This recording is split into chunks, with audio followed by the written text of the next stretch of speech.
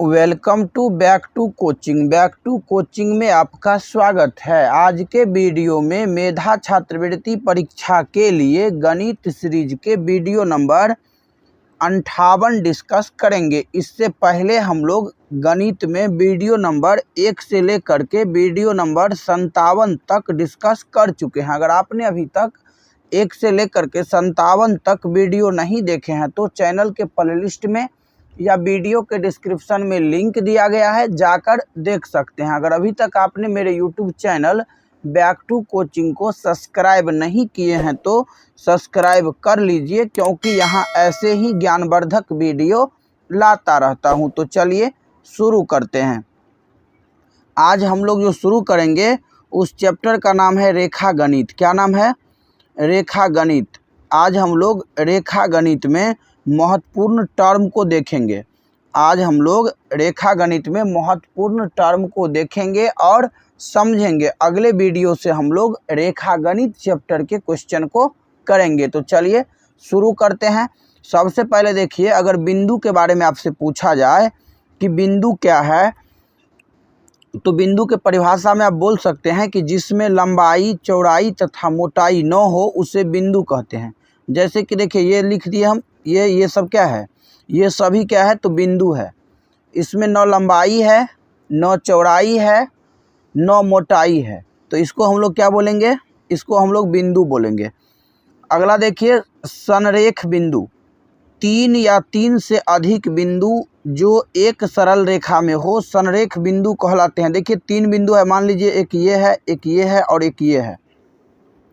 अब कैसे पहचानेंगे कि ये तीनों बिंदु संरेख है? मान लीजिए तीनों का नाम दे देते हैं, इसका ए, इसका बी और इसका सी। ये तीनों संरेख है या संरेख नहीं है, ये कैसे पहचानिएगा? तो सबसे पहले देखिए यहाँ पर ए से बी को मिला दीजिएगा और बी से सी को मिला दीजिएगा। पहले किसको मिलाए थे? ए को मिलाए थे बी से, उसके बाद बी को मिलाए सी से, तब ये बन क्या गया? तो ये पूरा बन गया यहाँ से यहाँ तक ए सी। तो यहाँ पर ए बी में अगर बी सी को जोड़िएगा, जोड़ने के बाद अगर ए सी के बराबर आ जाता है तब ये तीनों बिंदु क्या होगा? ये तीनों बिंदु देखिए, यहाँ पर पेन चेंज कर लेते हैं। यहाँ पर बिंदु ए, बी और सी, ये तीनों बिंदु क्या हो जाएगा? तब संरेख बिंदु होगा। समझ में आ गया होगा? ए बी, बी सी और ए सी, यानी कि ए बी की लंबाई और बी सी के लंबाई को जोड़ेंगे। जोड़ने के बाद अगर ए सी के लंबाई के बराबर हो जाएगा तब ये बिंदु क्या हो जाएगा? संरेख बिंदु हो जाएगा। तो संरेख बिंदु भी आप लोग को समझ में आ गया होगा। अगला टर्म को समझिए, प्रतिच्छेद बिंदु। दो रेखाओं के उभयनिष्ठ बिंदु को प्रतिच्छेद बिंदु कहते हैं। दो रेखा लेना है, देखिए मान लीजिए एक रेखा ये है और एक रेखा ये है। ये दोनों का जो है यहाँ पर कटान बिंदु क्या है? तो कटान बिंदु ये वाला है। यहाँ पर मान लेते हैं एक रेखा है ए बी और एक रेखा है सी डी। ये दोनों के कटान बिंदु क्या है? तो ये दोनों के कटान बिंदु जो दिया गया है यहाँ पर मान लेते हैं कि x है। तो ये जो x जो हो गया, ये हो गया प्रतिच्छेद बिंदु। प्रतिच्छेद बिंदु समझ में आ गया होगा।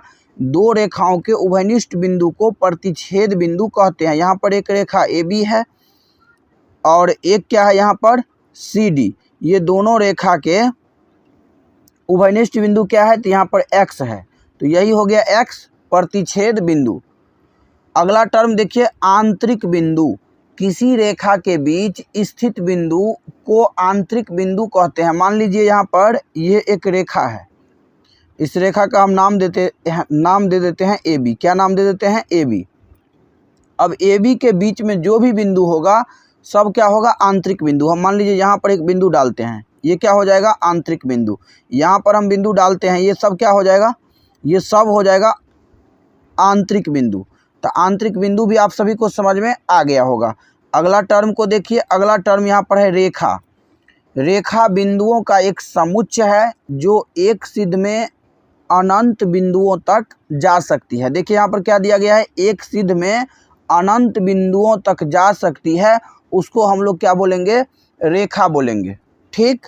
अब देखिए रेखा जो है बिंदुओं का एक क्या है? तो समुच्चय है जो एक सिद्ध में अनंत बिंदुओं तक जा सकती है, अनंत बिंदुओं तक जा सकती है। अब देखिए यहाँ पर नोट में ये लिखे हैं, इसको याद रखिएगा कि बिंदु तथा रेखा परिभाषित नहीं है। ये दोनों क्या है? अपरिभाषित है। यहाँ पर लिखिए ये दोनों क्या है? अपरिभाषित है। बिंदु और रेखा दोनों क्या है? अपरिभाषित है।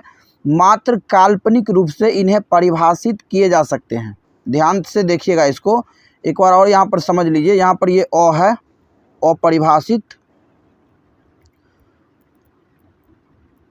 अपरिभाषित ऐसे है। यहाँ पर बिंदु और रेखा दोनों क्या है? अपरिभाषित है। सिर्फ हम लोग इनको काल्पनिक रूप में परिभाषित बोल सकते हैं। अगला टर्म देखिए, अगला यहाँ पर लिखे हैं रेखा दो प्रकार के होते हैं। रेखा कितने प्रकार के होते हैं? दो प्रकार के। एक होता है सरल रेखा और एक होगा वक्र रेखा। क्या होगा? तो एक होगा सरल रेखा और एक होगा वक्र रेखा। यहाँ पर देखिए, जैसे हम यहाँ पर ए बी खींचे, ए बी, तो इसको हम लोग क्या बोलेंगे? सरल रेखा। और ऐसे करके खींचेंगे तो इसको क्या बोलेंगे हम लोग? वक्र रेखा। तो सरल रेखा और वक्र रेखा समझ में आ गया होगा।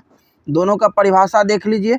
सरल रेखा वह रेखा जो एक बिंदु से दूसरे बिंदु तक बिना दिशा बदले जाती है। जैसे कि यहाँ पर ये रेखा खींचेंगे तो इसको हम लोग ए बी, यहाँ ए से लेकर के बी तक ए बी हो गया, तो ये ए बी रेखा को हम लोग क्या बोलेंगे? तो सरल रेखा बोलेंगे, क्योंकि यहाँ ए से लेकर के बी तक में ये रेखा कहीं पर भी दिशा नहीं बदल रही है, तो ये क्या हो जाएगा?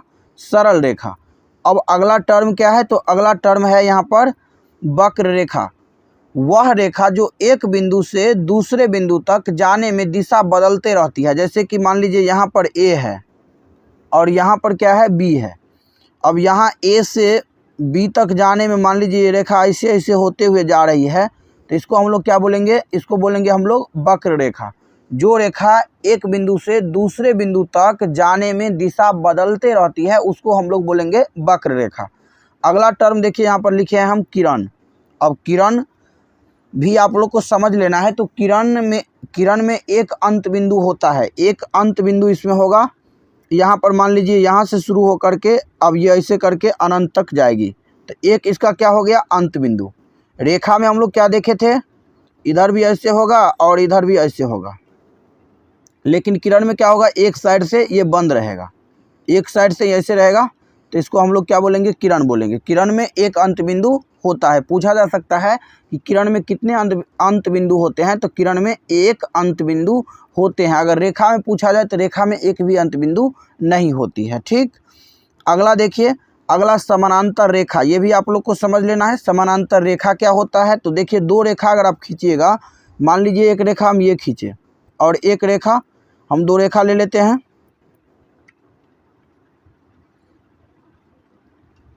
चलिए यहाँ पर हम मान लीजिए दो रेखा ले लिए। एक रेखा हम ये वाला ले लिए और एक रेखा हम ये वाला ले लिए। ठीक, अब यहाँ ए और यहाँ पर बी, यहाँ पर हम कर देते हैं पी और यहाँ पर कर देते हैं क्यू। अब ये दोनों रेखा समानांतर कब होगा?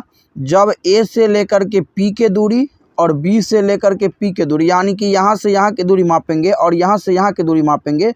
अगर दोनों दूरी सेम हो जाएगा तब इसको हम लोग क्या बोलेंगे? समानांतर रेखा बोलेंगे। यानी कहने का मतलब ये हुआ कि दो रेखा तब ही समानांतर रेखा होगा जब दो रेखाओं के यानी कि दोनों रेखाओं के बीच हमेशा दूरी क्या हो? समान हो। यानी कहीं भी दूरी मापेंगे तो दूरी एक समान होगा, तब ये उसको हम लोग बोलेंगे समानांतर रेखा। तो समानांतर रेखा भी समझ में आ गया होगा। अगला देखिए तिर्यक रेखा। तिर्यक रेखा किसको बोलिएगा? तो तिर्यक रेखा में क्या होगा? दो समानांतर रेखा को, या सीधे सीधे बोलिए कि दो रेखा को एक तीसरी रेखा ऐसे करके प्रतिच्छेद करेगी, तो इसी को हम लोग क्या बोलेंगे? तिर्यक रेखा। यानी कि इसमें ए बी सी डी कर देते हैं और यहाँ पर मान लीजिए पी क्यू कर देते हैं, तो यहाँ पर तिर्यक रेखा कौन सा हो गया? तो यहाँ पर जो तिर्यक रेखा होगा वो होगा पी क्यू। यहाँ से पी से लेकर के क्यू की दूरी, यही हो गया पी क्यू रेखा, तिर्यक रेखा। ए बी दो रेखा है और इसको यहाँ पर तीसरी रेखा पी क्यू काट रही है, तो पी क्यू जो काट रही है तो इसी को हम लोग क्या बोलेंगे? पी क्यू यहाँ पर तिर्यक रेखा है। चलिए अगला टर्म को समझते हैं। अगला देखिए कोण है। किसी बिंदु पर दो सरल रेखाओं के मिलने से जो झुकाव पैदा होता है उसे कोण कहते हैं। क्या लिखे हैं? किसी बिंदु पर, मान लीजिए ये बिंदु है, यहाँ पर दो सरल रेखा वक्र रेखा नहीं होना चाहिए, सरल रेखा होना चाहिए। मान लीजिए एक रेखा ये हम ले लेते हैं और एक रेखा हम ये ले लेते हैं, तो ये दोनों रेखा के बीच जो ये झुकाव हुआ इसी को हम लोग क्या बोलेंगे, कोण बोलेंगे। जैसे कि मान लीजिए ये बिंदु है, एक ऐसे करके खींच लिए और एक ऐसे करके खींच लिए, तो ये दोनों के बीच में जो ये वाला झुकाव है इसी को हम लोग क्या बोलेंगे, कोण बोलेंगे। तो कोण भी समझ में आ गया होगा आप सभी को। अब देखिए कोण तक आप लोगों को समझ में आ गया होगा। अब देखिए अगर मान लीजिए पूछा जाए समकोण, तो समकोण जो है 90 डिग्री के बराबर होगा। याद रखिएगा ये सब ऑब्जेक्टिव में पूछ लिया जाता है। न्यून कोण, न्यून कोण, तो न्यून कोण जो होगा वो 90 डिग्री से कम होगा। उसके बाद अधिक कोण, तो अधिक कोण में क्या होगा, अधिक कोण जो है 90 डिग्री से अधिक होगा लेकिन 180 से कम होगा। उसके बाद अगर पूरक कोण पूछा जाए तो पूरक कोण भी 90 डिग्री और समपूरक कोण 180 डिग्री। त्रिभुज के बारे में आप सभी लोग जानते होंगे कि त्रिभुज में कुल 3 भुजा होते हैं। कितने भुजा, 3 भुजा। अगर पूछा जाए कि त्रिभुज में कितने भुजा होते हैं तो 3 भुजा। अगर पूछा जाए कि त्रिभुज में कितने कोण होते हैं तो त्रिभुज में कुल 3 कोण होते हैं। कोण भी 3 और भुजा भी 3। भुजा के आधार पर, सुनते जाइएगा, भुजा के आधार पर त्रिभुज को 3 भागों में बांटा गया। कितने भागों में, 3 भागों में। अब कहिएगा वो 3 भाग कौन कौन है, तो पहले यहाँ पर भुजा के आधार पर बता देते हैं। तो भुजा के आधार पर हो जाएगा ये समबाहु, क्या होगा, समबाहु। दूसरा हो जाएगा विषमबाहु, विषमबाहु। और तीसरा क्या हो जाएगा, तो तीसरा इसमें हो जाएगा समद्विबाहु, समद्विबाहु। समझते जाइएगा। देखिए यहाँ पर त्रिभुज को भुजा के विचार से या भुजा के आधार पर 3 भागों में बांटा गया है। कितने भागों में बांटा गया है, 3 भागों में। अगर बोला जाए कि कोण के आधार पर कितने भागों में बांटा गया है तो भी 3 भागों में। कितने भागों में, 3 भागों में। कोण के आधार पर हो जाएगा समकोण, न्यून कोण, न्यून कोण, उसके बाद अधिक कोण। अब देखिए यहाँ पर लिखे हैं समकोण, अधिक कोण, न्यून कोण। कोण के आधार पर भी हो गया यहाँ पर और भुजा के आधार पर भी हो गया। अब देखिए यहाँ पर भुजा के आधार पर हो गया समबाहु, विषमबाहु, समद्विबाहु। देखिए सम मतलब होता है समान, बाहु मतलब भुजा। जिस त्रिभुज में तीनों भुजा समान हो उसे हम लोग समबाहु त्रिभुज कहते हैं। जिस त्रिभुज में तीनों भुजा समान हो उसे समबाहु त्रिभुज कहते हैं। जिस त्रिभुज में केवल 2 भुजा बराबर हो उसे हम लोग समद्विबाहु त्रिभुज कहते हैं। और विषमबाहु में क्या होगा, तो जिस त्रिभुज में तीनों भुजा अलग अलग होगा उसे हम लोग विषमबाहु त्रिभुज कहते हैं। अब जैसे कि यहाँ पर एक उदाहरण से इसको समझ लीजिए। जैसे कि यहाँ पर मान लीजिए हम एक त्रिभुज ले लेते हैं। यहाँ पर ये हो गया आपका एक त्रिभुज, छोटा सा ले लेते हैं। ये देखिए एक त्रिभुज हो गया, ये क्या हो गया, तो ये एक त्रिभुज हो गया। अब इसमें मान लीजिए ये वाला है 2, ये वाला भी है 2 और ये वाला भी है 2। तीनों भुजा क्या हो गया, समान हो गया। तो उस कंडीशन में ये त्रिभुज हो जाएगा समबाहु त्रिभुज। कौन सा त्रिभुज हो जाएगा, समबाहु। अब अगर मान लीजिए इसका एक भुजा, यहाँ पर मान लीजिए एक भुजा हम कर देते हैं 3, तो देखिए यहाँ पर क्या हो गया, 2 भुजा समान है, तो इसको हम लोग बोलेंगे समद्विबाहु। सम मतलब होता है समान, द्वि मतलब 2 और बाहु मीन्स भुजा। जिस त्रिभुज के 2 भुजा बराबर हो उसे समद्विबाहु त्रिभुज कहते हैं। तो यहाँ पर 2 भुजा बराबर हो गया, एक ये वाला और एक ये वाला, तो इसको हम लोग बोलेंगे समद्विबाहु त्रिभुज। अब एक तीसरा ले लेते हैं उदाहरण इसी में। जैसे कि इसको हटा देते हैं, इसको भी हटा देते हैं, यहाँ पर इसको भी हटा देते हैं। अब हम क्या करते हैं, यहाँ पर मान लीजिए ये भुजा 2 ले लेते हैं, ये 3 और ये 4। अब देखिए क्या है, तीनों भुजा अलग अलग है। ये 2 है, ये 3 है और ये 4 है। तो तीनों भुजा अलग अलग है, तो इसको हम लोग क्या बोलेंगे, विषमबाहु त्रिभुज। क्या बोलेंगे, विषमबाहु त्रिभुज। समझ में आ गया होगा। अब चलिए हम लोग यहाँ देख लेते हैं कोण के आधार पर। देखिए कोण के विचार से भी त्रिभुज को 3 भागों में बांटा गया है। समकोण त्रिभुज, न्यून कोण त्रिभुज और अधिक कोण त्रिभुज। समकोण त्रिभुज में क्या होगा, एक कोण 90 डिग्री होगा। न्यून कोण त्रिभुज में तीनों कोण 90 डिग्री से छोटा होगा और अधिक कोण में एक कोण 90 डिग्री से अधिक होगा। ये 90 डिग्री से एक कोण अधिक होगा, इसमें 90 डिग्री के बराबर एक कोण होगा और इसमें तीनों कोण 90 डिग्री से कम होगा। समझ में आ गया होगा। चलिए अब हम लोग इसको भी एक उदाहरण से समझते हैं। देखिए यहाँ पर ये जो हम त्रिभुज लिए हैं, मान लीजिए ये त्रिभुज लिए हैं और इस त्रिभुज में क्या है तो तीनों कोण जो है यहाँ पर मान लीजिए ये कोण है यहाँ पर 60 डिग्री, ये भी है 60 डिग्री और ये भी है 60 डिग्री। हम यहाँ पर क्या देख रहे हैं, तीनों कोण इसका जो है 90 से कम है, तो इसको हम लोग क्या बोलेंगे, तो इसको हम लोग बोलेंगे न्यून कोण त्रिभुज। क्या बोलेंगे, न्यून कोण त्रिभुज। अब दूसरा उदाहरण हम लोग ले लेते हैं, यहाँ पर इसी में दूसरा उदाहरण ले लेते हैं हम लोग समकोण त्रिभुज का। तो चलिए समकोण का भी यहाँ पर देख लेते हैं। अब एक यहाँ पर पहले समकोण त्रिभुज बना लेते हैं। ये हो गया समकोण त्रिभुज। अब इसको समकोण त्रिभुज जो कहेंगे, कैसे कहेंगे, तो इसका ये वाला जो एक कोण है 90 डिग्री है, बाकी दो कोण 90 से कम कम है। अब जितना जितना हो लेकिन 90 से कम कम है, तो इसको हम लोग क्या बोलेंगे, समकोण त्रिभुज। और मान लीजिए एक त्रिभुज इस तरीके से है, ऐसे करके ऐसे करके ऐसे करके, और ये वाला कोण 120 डिग्री है, तो इसको हम लोग क्या बोलेंगे, अधिक कोण त्रिभुज। त्रिभुज तीनों समझ में आ गया होगा। अब इसी से क्वेश्चन पूछा जा सकता है कि समकोण त्रिभुज में कितने कोण 90 डिग्री के बराबर होते हैं, एक कोण, दो कोण, तीन कोण या फिर कोई कोण नहीं। तो क्या होगा इसका सही आंसर, विकल्प पहला हो जाएगा कि समकोण त्रिभुज में एक कोण 90 डिग्री, अधिक कोण त्रिभुज में एक कोण 90 डिग्री से अधिक और न्यून कोण में तीनों कोण 90 डिग्री से कम। समझ में आ गया होगा। चलिए अब हम लोग चलते हैं इसमें, अब चतुर्भुज में चलते हैं। अब हम लोग किस में चलेंगे, तो चतुर्भुज में चलेंगे। अब देखिए यहाँ पर चतुर्भुज का भी एक यहाँ पर चित्र ले लेते हैं। मान लीजिए यही हम एक चित्र ले लिए हैं। अब जो भी हो, ये वर्ग हो, आयत हो, वो बाद की चीज़ है, पहले हम लोग को समझना है। यहाँ पर A B C D चतुर्भुज में क्या होगा, चार भुजा होगा, 1 2 3 4। भुजा इसमें कितना होगा, भुजा होगा इसमें 4। कहिएगा कौन कौन यहाँ पर चार भुजा है, तो एक है इसमें AB, एक है BC, एक है CD और एक है AD। ये चार भुजा हो गया। अगर कोण कहिएगा, कोण A, कोण B, कोण C, कोण D, तो यहाँ पर चार कोण होगा और चार भुजा भी होगा।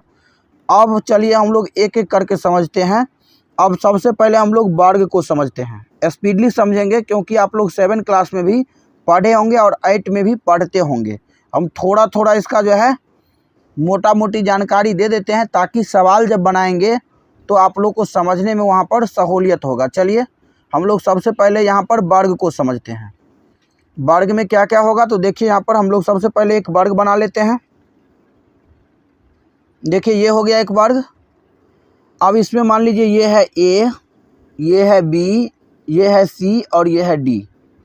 इसमें अगर भुजा, ध्यान से समझिएगा, AB, BC, CD और AD, ये चारों आपस में क्या हो गया, ये चारों आपस में अगर बराबर हो गया तब हम लोग क्या कहेंगे कि AB बराबर BC बराबर CD बराबर AD है।